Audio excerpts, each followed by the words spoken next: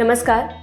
Environment विषय की हमारी स्पेशल सीरीज में आपका स्वागत है। इसमें हम बात करेंगे भारत में पाए जाने वाले नेशनल पार्क्स की।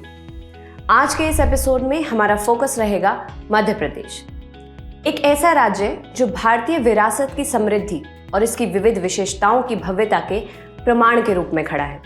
चलिए जानते हैं पन्ना राष्ट्रीय उद्यान के बारे में।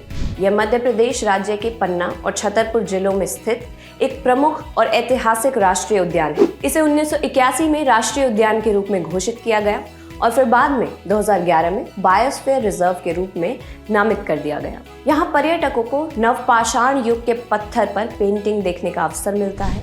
वहीं केन नदी भी इस नेशनल पार्क का मुख्य आकर्षण बनती है। इसकी प्रमुख वनस्पतियों में सागौन, बांस, बोसवेलिया आदि शामिल हैं। खास बात यह है कि यह विंध्य पर्वतमाला के पूर्वी और पश्चिमी वन्यजीव आबादी को जोड़ता है, जिसमें बाघ, चीतल, काले भालू, तेंदुआ, नीलगाय जैसे वन्यजीव पाए जाते हैं। अब बात करेंगे संजय राष्ट्रीय उद्यान की, जिसे गुरु घासीदास राष्ट्रीय उद्यान भी कहा जाता है।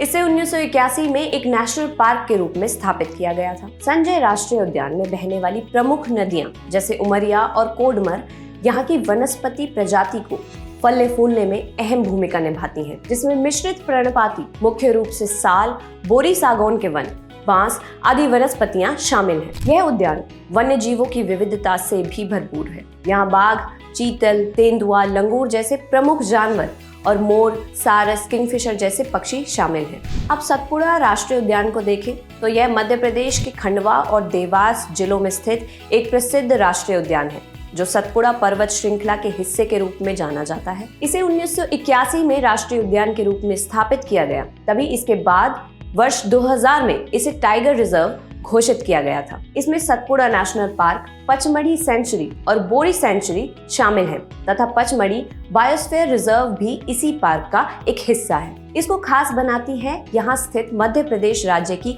सबसे ऊंची चोटी धूपगढ़। यहाँ पर बहने वाली देनवा नदी क्षेत्र के जलवायु और पारिस्थितिकी तंत्र को प्रभावित करती है, जिसकी वनस्पति में मुख्य रूप से आर्द्र पर्णपाती वन, जिसमें मुख्य रूप से साल के वृक्ष शामिल हैं। इसमें बाघ, काला हिरण और धारीदार हिरण जैसे प्रमुख वन्य जीव भी पाए जाते हैं। अब बात करते हैं कूनो राष्ट्रीय उद्यान की।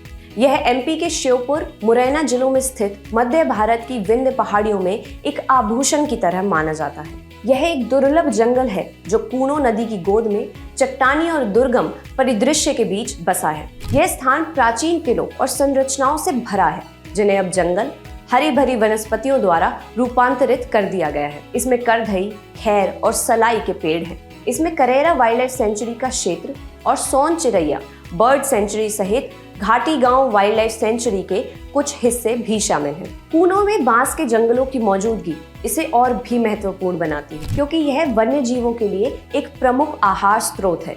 इस राष्ट्रीय उद्यान को विशेष रूप से बाघों, लंगूर, गेंडे और सियार जैसी प्रजातियों के लिए जाना जाता है। हाल ही में यह पार्क अफ्रीकी चीता के पुनः प्रवेश के कारण चर्चा में है, जिसके अंतर्गत 8 चीते नामीबिया से लाए गए थे। इसे एशियाई गिर शेर पुनर्वास स्थल के रूप में भी चुना गया है।